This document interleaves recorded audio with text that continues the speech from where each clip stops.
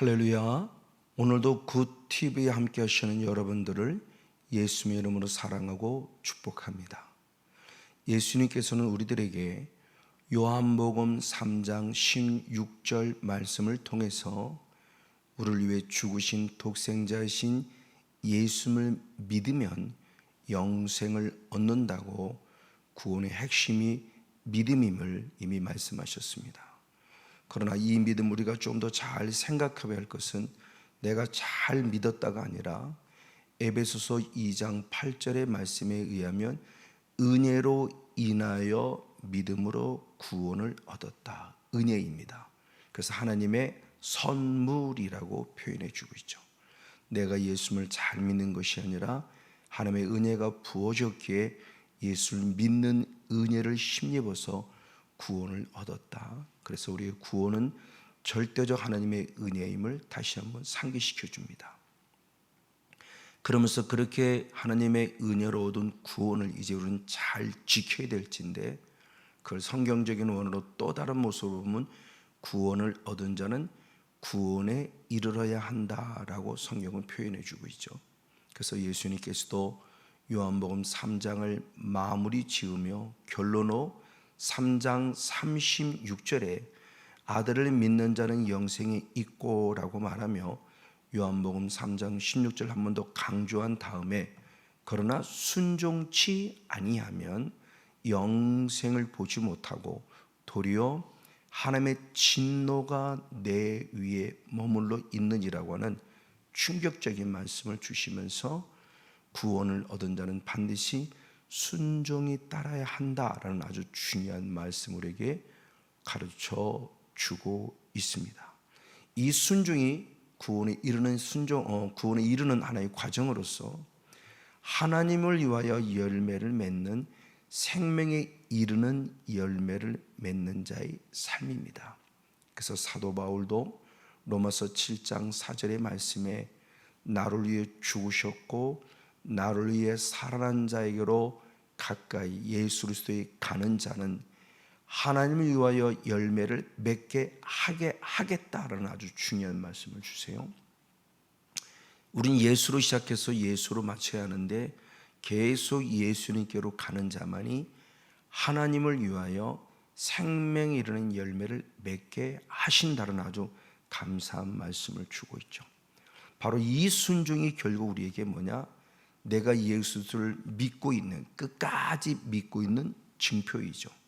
그래서 야고보 사도도 야고보서 2장 26절 말씀에 행함이 없는 믿음은 죽은 믿음이다 라고 표현해요. 행함이 중요한 게 아니었죠. 행함이 없는 이유를 말합니다. 죽은 믿음이기 때문에. 이걸 역으로 표현하면 순종하는 자는 내가 지금도 믿음이 살아있음을 증명하는 귀한 믿음의 열매를 말하는 겁니다. 그러므로 순종은 내가 살아있음을, 내 믿음이 살아있음을, 내가 지금도 하나님을 사랑하고 있음을 증명하는 좋은 믿음의 징표죠. 맞습니다. 이것을 우리는 또 창세기를 통해 좀 더 확증해 볼 수 있죠. 하나님은 먼저 아담과 하와를 창조할 때 창세기 1장 27절에 하나님의 형상을 따라 아담과 하와를 만드셨다 그래요. 그러면 그 하나님의 형상은 무엇일까요? 역시 이어서 창세기 2장 7절의 말씀에 보니 하나님이 사람을 흙으로 만드셨어요. 그리고 그 코에 생기입니다. 이 생기가 하나님의 호흡, 하나님의 기운, 하나님의 영이 우리에게 들어왔고 그때 아담과 하와는 산 영이 되었다라는 아주 중요한 말씀을 하죠. 이에 사도 바울도 그 말씀을 그대로 똑같이 인용해서 고린도전서 15장 45절의 말씀에 기록된 바, 즉 창세기 2장 7절을 기록했다고 하는 겁니다. 하나님 말씀을 인정하면서 첫사람 아담은 산 영이고 마지막 아담은 살려주는 영이다. 즉 살려주는 영이신 하나님, 예수님, 성령님이 우리에게 하나님의 영을 공급해 주심으로 우리가 산 영이 되었다. 즉 하나님의 형상은 하나님의 형상의 본질이 영입니다. 그래서 요한복음 4장 24절에도 하나님은 영이시니 그랬어요. 그 영의 본질이 우리 안에 들어왔기에 살려주는 영이신 예수님을 통해서 우리도 산 영이 되었다. 즉 하나님의 형상의 본질이 영적인 존재에 대한 부분을 가르쳐주고 있습니다. 그러면서 아담과 하와는 창조해 놓고 하나님을 잘 믿었기 때문에 에덴 동산에 거한 것이 아니라 창조하는 순간부터 하나님의 형상 아들과 딸이 되었기에 구원받은 백성으로 탄생해서 하나님 나라를 예표해 주고 있는 에덴 동산에 거하는 거룩한 축복을 얻었죠. 그리고 그들에게 축복을 줍니다. 창세기 1장 28절에 복을 주시되 생육하라 번성하라 충만하라.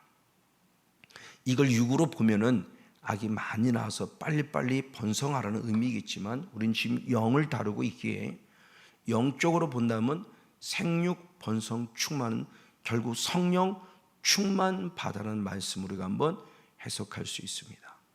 그리고 이어서 사명을 줍니다. 역시 창세기 1장 28절 하반절에 보면 충만하라 뿐만 아니라 이제는 정복하라 그리고 다스리라는 아주 중요한 사명을 줘요. 성령 충만했으면 정복을 해야 되고 다스려야 된다는 겁니다. 그리고 이어서 창세기 2장 15절에 하나의 더 사명 명령을 주셨으니 지키라라는 명령을 주세요. 정복하고 다스리라는 이 의미와 지켜라는 의미는 뭔가 좀 다른 의미를 가지고 있는 것 같아요. 그래서 정복하다는 카바시라는 원어가 이스라엘 백성들의 가나안의 그 싸움들을 얘기할 때 정복하는 과정 속에 필요한 단어들이었어요. 그러니까 뭔가 정복할 대상이 있다는 거죠. 그 대상은 누굴까요? 당연히 사단입니다. 그런가 반면에 지키라 그랬어요. 지키라는 것은 빼앗기지 말라는 거죠. 그렇죠? 무엇으로부터? 사단으로부터 우리에게 주어진 하나님의 은혜, 능력, 축복, 하나님의 나라 뺏기지 말라는 겁니다. 그래서 이렇게 믿음을 잘 지켜서 칭찬받은 한 교회가 있으니 필라델비아 교회죠. 그래서 계시록 3장 8절 말씀 하반절을 보면은 능력은 적어요. 근데 믿음을 지켰다. 예수님을 배반하지 않았다는 것 때문에 칭찬받는 교회의 모습을 보여줍니다. 마지막 때 우리에게도 하나님이 똑같이 적용시켜 주실 것입니다. 뺏긴다는 의미에 대한 부분을 우리가 잘 한번 살펴볼 수 있는데 사단의 특징이 뭐냐? 요한복음 10장 10절의 말씀에 보면 도적질하고 죽이고 멸망시키는 자예요. 대표적으로 누가복음 8장 12절 말씀에 하나님의 나라를 예표하고 하나님의 나라를 비유로 설명할 때 길가밭이 있다. 근데 그 길가밭에서 말씀을 들었으니 예수 그리스도를 믿음 안에 선 것이다. 근데 그때 누가 등장하느냐? 마귀가 등장한다. 마귀가 등장해서 무엇하느냐? 말씀을 빼앗는다. 왜 말씀을 빼앗느냐? 구원 얻지 못하게 하려고 라는 아주 충격적인 얘기를 해요. 사단의 존재가 우리들에게 와서 죄를 범하게 하고 말씀을 빼앗아서 병이나 들게 하고 문제를 일으키는 차원으로 끝남이 아니라 결국 마지막에는 구원받지 못하게 하려고 끊임없이 우리를 미혹하고 유혹하고 있다는 대표적인 말씀으로서 빼앗기지 말라는 겁니다. 구원의 은혜 빼앗기면 안 되고요. 기도의 분량 뺏기면 안 되고요. 하나님 주신 능력 뺏기면 안 되고요. 말씀도 빼앗기면 안 되고요. 건강도 빼앗기지 말라. 그래서 지키라라고 말씀했다는 차원이에요. 그러면서 하나님은 아담과 하와에게 또 다른 충격적인 경고의 음성을 줍니다. 이어서 창세기 2장 17절의 말씀을 통해서 보면은 선악을 알게 하는 나무의 열매를 먹지 마라. 먹으면 정령 죽으리라 해요. 죽으라는 원어가 무투라는 원어인데 정령이라는 원어도 무투예요. 죽는다는 걸 강조한 겁니다. 우리는 지금 의미적으로 풀어서 정령 죽으라 그랬지, 그런 말씀이죠. 근데 이걸 직역하면은 선악을 알게 하는 나무를 먹으면 죽는다라는 말씀을 두 번씩이나 반복하면서 죽는다는 것에 대한 강조점을 두며 우리에게 정신 바짝 차리라고 말씀하고 있습니다. 즉 하나님은 생육하고 번성하고 충만하는 축복도 주셨고 생명나무죠, 대표적으로. 그런데 주님은 또한 말씀하고 있습니다. 선악을 알기는 나무를 막으면 죽어. 그러니까 절대 먹지 말라는 또 다른 계명의 말씀을 주시면서 우리에게 자유의지를 주셨음을 우리는 말씀을 통해 살펴볼 수 있어요. 그래서 신명기의 말씀에도 30장 15절 말씀에 보면 생사화복을 내 앞에 두었으니 너는 택하라 라는 말씀하고 있어요. 예레미야 선지자도 똑같은 말씀을 합니다. 예레미야 21장 8절 말씀에 내 앞에 생명의 길을 두었고 내 앞에 사망의 길을 두었으니 너는 택하라는 거죠. 생명을 택하는 것도 내 믿음의 의지이고 사망을 택하는 것도 내 의지예요.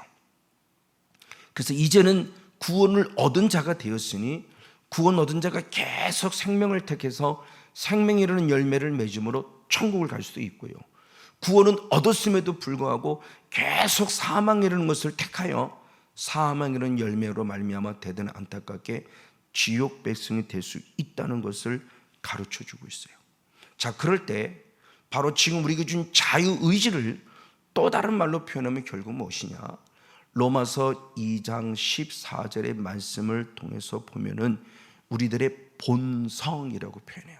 특별히 율법이 없는 이방인들의 본성, 그것이 자기에게 율법이 된다 그래요. 스스로 율법이 되재요. 그럼 그 이스라엘의 그 이방인들이 가지고 있는 본성이 뭐냐라고 했을 때 역시 로마서 2장 15절에서는 양심이 증가한다고 말하며, 즉 예수를 믿든 예수를 믿지 않든 우리들의 삶에 기본적으로 하나님의 형상을 따라 지음받은 대표적인 본성이 양심이에요. 그 양심이 예수 믿지 않는 사람은 스스로에게 율법이 돼서 내가 어떻게 살아갈 것인가를 스스로 생각하게 되죠. 예수를 믿지 않는 사람에게도 윤리와 도덕이 있고 예수를 믿는 우리들도 똑같은 윤리와 도덕이 있어요. 그렇다고 착하게 산다고 해서 천국 가느냐? 그건 아니고요. 우리의 본질은 죄인이기 때문에 지옥 갈 수밖에 없으며 양심이 하는 일을 통해서 하나님을 만나는 길을 열어주시는 거죠. 어떤 양심이만큼 우리에게 있어서 자유의식 가운데 중요한 역할을 하고 있음을 성경이 말씀해 줍니다. 자, 그러면서 이 사도 바울의 영성을 보니 이 양심을 참 귀하게 여겼어요. 그래서 디모데후서 1장 19절의 말씀에 우리 믿음과 착한 양심을 가지라 라고 말하며 믿음과 양심이 같이 가야 될 거는 부분을 잘 표현해 주고 있어요. 대표적으로 사도 바울 스스로가 자기를 간증할 때 사도행전 23장 1절 말씀에 나는 양심을 따라 하나님을 섬겼다 표현해요. 우리들의 일반적인 언어 사용이라면 나는 믿음으로 주님을 섬겼습니다 이렇게 표현해야 되는데 양심을 따라 하나님을 섬겼다고 표현해요. 이게 과연 무슨 의미를 가질까요? 예수를 믿는 우리들에게는 믿음을 따라 믿음으로 말미암아 충분히 이해가 되지만 예수를 믿지 않는 사람은 믿음 자체를 지금 인식하지 못하기 때문에 그들이 충분히 이해할 수 있는 단어 양심을 사용하면서 나는 양심을 따라, 이게 하나님의 형상이죠. 우리 안에 하나님의 형상으로 지어준 본성입니다. 이 양심, 즉 믿음을 따라 하나님을 섬겼다고 당당히 고백하면서 믿음과 양심, 양심과 믿음이란 단어를 바로 바울 서신에서 곳곳에서 우리는 발견해 볼 수 있습니다. 맞습니다. 그런데 이 양심이 그냥 예수 그리스도를 믿지 않는 자의 양심은 끝나냐? 아닙니다. 사도 바울은 이어서 이렇게 고백했으니 로마서 9장 1절 말씀에 세번역 성경을 통해서 보면은 성령님으로 말미암아 내 양심이 이걸 증거한다. 즉 나는 내 동족들을 너무너무 사랑하기 때문에 나는 그 동족을 위해서 죽기를 결단했다. 이것이 거짓말이 아니다. 이것이 참말이다. 그랬을 때 내 양심이 성령을 힘입어 증거했다고 표현하며 바울 안에 그 믿음이 양심이란 단어를 통해서 또한 우리들에게 확증시켜주고 있죠. 우리가 거짓되냐 진실되냐 그럴 때 성령을 힘입은 양심이라고 표현합니다. 그런데 반면에 구원을 얻었음에도 불구하고 어떤 사람은 양심이 화인 맞았다. 그래서 외식과 거짓말을 한다라고도 디모데전서 4장 2절에 표현해 주고 있어요. 예수를 믿는 사람이 양심이 화인을 맞는다고? 그래서 거짓을 말하고 외식을 한다. 대표적으로 바리새인들이 외식을 했죠. 자, 그러면 그 원인을 또 알려줍니다. 왜 믿음에 있는 사람들이 왜 양심을 화임하죠? 라고 표현할 때 그 정답이 디모데전서 4장 1절에 말씀했을 때 바울은 성령이 내게 밝히 말씀해 주셨다. 확실하게 말씀해 주셨다. 맞으면 많은 사람이 믿음에서 떠난다. 왜? 미혹해 하는 영과 귀신의 가르침을 따랐기 때문이라고 말하며 영의 존재를 드러내요. 성령에는 악한 것들이 들어오면 결국 우리들을 믿음에서 떠난다. 즉 양심에 화인맞게 한다. 믿음에서 떠났더니 양심이 화인맞고 그 증표가 외식과 거짓말에 대한 부분을 가르쳐주고 있습니다. 이게 실제예요. 그래서 믿음을 지켜야 돼요. 정복하고 다스릴 뿐만 아니라 믿음을 지켜야 돼요. 그래서 사도 바울도 디모데 후서 4장 7절 말씀에 선한 영적 싸움을 싸웠고 나의 달려갈 길을 마쳤고 믿음을 지켰다라는 표현을 통해서 영적 싸움으로 말미암아 믿음을 지켰고 달려갈 길을 마쳤다는 아주 중요한 신앙의 고백을 합니다. 지키는 역시 이만큼 중요하다는 사실이죠. 그러면서 이 생사화복이 내 앞에 있을 때 내가 뭐를 택할까 내 자유의지, 그 양심, 그 믿음에 대한 모습이 결국 순종을 생명과 복을 택하는 순종을 하느냐, 순종을 사망과 화를 택하는 순종을 하는 것은 내 의지에 달려있다는 거죠. 성령에 의해서 생명과 복을 택할 수 있고 나도 모르는 새 사탄에 의해서 사망과 저주를 택할 수 있다는 겁니다. 그러면서 사도 바울은 로마서 8장 13절의 말씀에 육신으로 사는 자, 육으로 사는 자는 반드시 죽지만 영으로 사는 자는 산다라고 표현하며 내가 생명과 복을 택하는 것은 성령에 의해서 내가 생명과 복을 택할 수 있고 반면에 사탄에 의해서 내가 사망과 화를 택할 수 있다는 사실을 가르쳐줘요. 그리고 이어서 갈라디아 6장 8절 말씀에도 보면은 먼저 하반절의 말씀에 보면은 성령을 위하여 심는 자는 성령으로부터 영생을 거둔다. 아멘. 그러나 다시 갈라디아 6장 8절의 상반절의 말씀을 통해서 보면 육체를 위하여 심는 자는 육체로부터 썩어진 것을 거둔다는 충격적인 얘기를 해요. 예수를 믿음에도 불구하고 계속 육으로 살아가는 사람이 있고 예수를 믿기 때문에 영으로 살아가는 사람이 있다는 거죠. 생, 사, 화, 복이 내 앞에서 내가 택하라. 나의 순종을 통해서 택한다는 것을 가르쳐 줍니다. 이 사람들이 누구냐? 갈라디아 3장 3절의 말씀에 영으로 시작했다가 육체로 마치는 자라고 성경이 말씀해 주고 있습니다.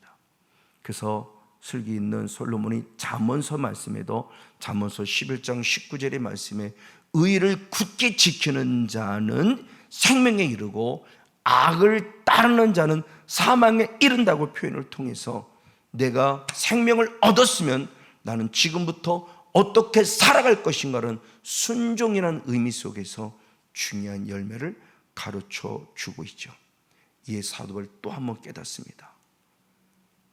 로마서 7장 21절 말씀에 선을 행하기 원하는 내 안에 악도 함께 공존하던 충격적인 영적 원리를 깨달으며 내 안에서는 25절의 말씀에 하나님의 법을 섬겼고 내 안에 악은 죄의 법을 섬겼다고 하는 충격적인 일하면서 예수를 믿음에도 불구하고 내가 이렇게 살아가고 있다는 사실에 대해서 그런 아주 중요한 영적 원리를 알려줘요. 그럼 왜 이런 일들이 벌어질까요? 성경은 분명히 말합니다. 사도 바울이 말함에 있어서 분명히 하나님의 생명이 이르는 계명, 즉 창세기 바로 2장 17절 말씀에 선악을 알게 하는 나무 열매를 먹으면 죽는다라는 말씀을 분명히 생명의 말씀을 주셨어요. 근데 사탄은 이걸 선악을 나무 열매를 먹으면 오히려 창세기 3장 5절 말씀에 하나님과 동등되진다는 말씀으로 변질시켰어요.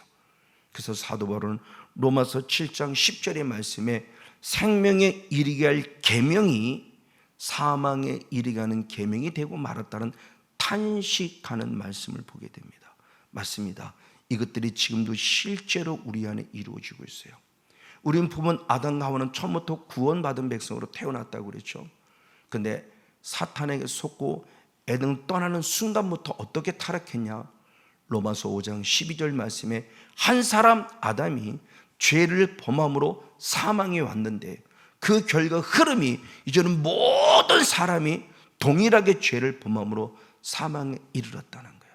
대표적으로 가인이요, 구원자로서 예배를 드리며 하나님께 영광을 돌렸음에도 불구하고 그 예배는 연락되지 않았고 사망에 이르렀어요. 왜? 그래서 사도 요한이 정답을 찾죠. 요한에서 3장 12절의 말씀에 가인은 악한 자에게 속했기 때문이다라고 말해요. 충격입니다. 악한 자에게 속했대요. 또한 우리는 엘리성의 두 아들인 홈리와 비나스도 알고 있습니다. 홈리와 비나스는 사무엘상 2장 12절의 말씀에 엘리의 두 아들은 불량자라. 지금 바뀌어진 개역 개정성은 행실이 나쁜 자다. 여호와를 알지 못하더라, 아니하더라. 제사장인데 하나님을 알지 못한대. 불량자래요. 이게 뭐지? 단순히 행실이 나쁜 자? 그걸 아니요. 조금 더 원어를 보면 킹제임스 흠정역본을 통해서 보면은 엘리의 두 아들은 벨리알의 아들들이다 그래요. 그럼 벨리알이 뭡니까? 고린도후서 6장 15절의 말씀에 그리스도와 벨리알이 조화가 될 수 없다 그랬대. 그 벨리알은 사탄의 또 다른 별칭이에요. 그래서 벨리알을 현대인 성에는 마귀라고 표현했어요. 맞아요. 이게 우리들 속에 실제라는 사실이에요. 잘 알고 있듯이 마태복음 23장 33절의 말씀에 보면 바리새인들을 독사의 새끼들아 라고 주님이 책망했어요. 그 독사는 누구를 말합니까? 사탄을 상징하죠. 누구보다 하나님을 잘 믿는 사람들 같은데 독사의 자식으로 타락하고 말았고 결국 사망에 이르는 열매를 맺었다는 것을 성경이 말하고 있다는 사실이에요. 디모데후서 1장 19절 20절 말씀에도 알렉산더와 후메노우가 믿음과 양심을 버림으로 사탄에게 내어 주었다라는 단어를 통해서 오늘 우리에게 영의 세계 실제들이 계속 우리의 머물러서 우리를 사망에 이르는 열매를 맺고 있다는 사실을 가르쳐 주고 있다는 사실입니다. 이에 사도 바울은 이제 사망에서 생명으로 바꿔갈 수 있는 축복의 영적 비밀을 발견합니다. 그래서 로마서 8장 2절의 말씀을 쓸 때 생명의 성령의 법이 죄와 사망의 법과 싸워 이겨서 나를 해방한다는 아주 중요한 영적 원리를 아는 영적 싸움의 원리를 말해요. 이 죄와 사망의 법은 결국 뭐냐? 내 안에 남아있는 예수를 믿음에도 불구하고 내 남아있는 옛사람의 찌꺼기예요. 예수를 믿기 이전에 있었던 옛사람의 흔적이 여전히 지금 내게 남아 있습니다. 이 찌꺼기를 제거해야 되는 거죠. 그래서 로마서 6장 6절의 말씀에 옛사람을 십자가 함께 못 박아 죽여라. 그래서 다시는 죄의 종이 되지 말라고 말하며 옛사람을 제거해야 할 것을 말해요. 그럼 옛사람을 제거하려면 어떻게 될까요? 성령을 받아야 돼요. 그럼 성령은 어떻게 받나요? 사도행전 2장 38절 말씀의 대표로 회개하라, 죄사함 받으면 성령을 선물로 받으리라. 할렐루야. 그럼 그 성령을 회개할 때 성령을 받으면 어떻게 되나? 히브리서 9장 14절의 말씀에 성령으로 말미암아 피로 인해서 죽은 양심이 다시 살아계신 주님을 섬길 수 있다고 표현하며 양심이 살아나는 기회를 주셔요. 그리고 더 나아가 마태복음 12장 28절 말씀에 성령을 힘입어 귀신을 쫓아내면 하나님 나라가 이미 이루어졌음을 증명해 준다고 말하며 성령을 통해서 귀신, 즉 옛사람의 흔적을 제거시키는 영적 싸움을 싸울 수 있음에 대한 부분을 분명히 말씀해 주고 있어요. 이것이 내 안의 찌꺼기입니다. 이 사실을 역시 이사야 선지자가 말하니 이사야 1장 25절 26절의 말씀에 내게 있는 영적 찌꺼기가 제거되어지고 내게 있는 영적 혼합물들이 제거될 때 처음과 같이 본래와 같이 회복된다라고 축복합니다. 영의 원리를 알게 사망에서 생명으로 거하기 위하여 성령 충만 받아서 영적 찌꺼기를 제거함으로 반드시 승리하는 저와 여러분 우리 모두가 되어지기를 예수님의 이름으로 간절히 축복하고 축원을 드립니다.